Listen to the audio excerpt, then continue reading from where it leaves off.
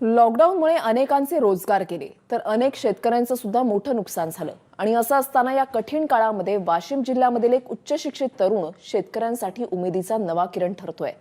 कारण या तरुणानं हतबल झालेल्या गावातील शेतकऱ्यांना जगण्याचा नवा मार्ग दाखवलाय। त्यामुळे गाव आत्मनिर्भर होतंय। पाहुयात या संदर्भातला खास रिपोर्ट।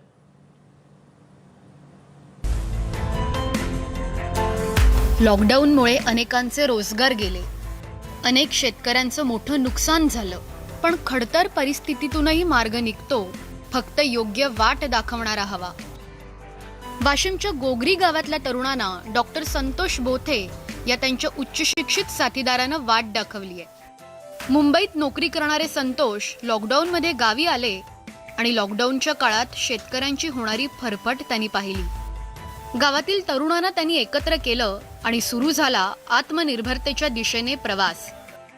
शेतमालापासून विविध पदार्थ निर्मितीचा उद्योग सुरू करून आज त्यांनी अनेक शेतकरी तरुणांना उद्योजक केले।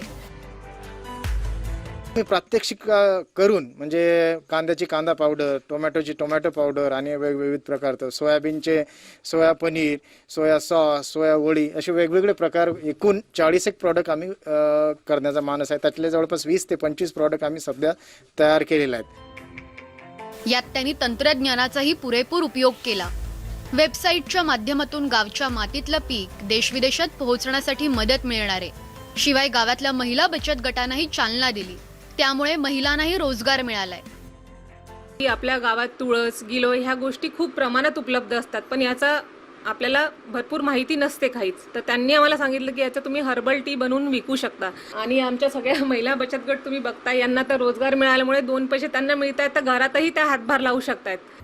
फायदा त्याच्यावर आम्हाला मिळून राहिला फायदा। हा, पहिले नुकसान होत होतं शेतामधलं वगैरे, आता काय? पहिले शेतामध्ये नुकसान होत होतं, त्याच्यामुळे आम्हाला हे दिले त्यांनी कामं वगैरे समान, तर त्याच्यावर फायदा होऊन राहिला। तर आम्हाला बरं वाटून राहिलं का आम्हाला हे करावं परवडते। संतोष बोथेंमुळे गोगरी गावातील नागरिकांना कोरोनाच्या संकटातही योग्य वाट मिळाली आहे। अशी वाट प्रत्येक गावातल्या बेरोजगारांना मिळाली तर संकटातही आशेचा किरण दिसल्याशिवाय राहणार नाही।